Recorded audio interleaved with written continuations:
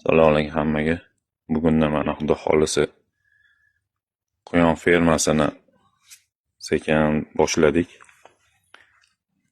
Niyatimiz kichkina ferma emas, katta ferma qilish Xudo xolisi. Endi bizda hozir bitta dona jaydari quyonimiz bor.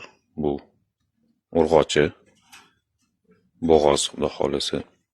Buni men o'zim 1 yildan oshdi boqayotganimga. Endi aytayotganim bitta o'zim emasman. Ko'paytirish ferma qilamiz deganim, chunki 3 ta qizim bilan birga Xudo xolisi qo'llab-quvvatlab tursanglar. Nasib qilsa 10-yanvargacha Xikolzotidan olib kelmoqchiman.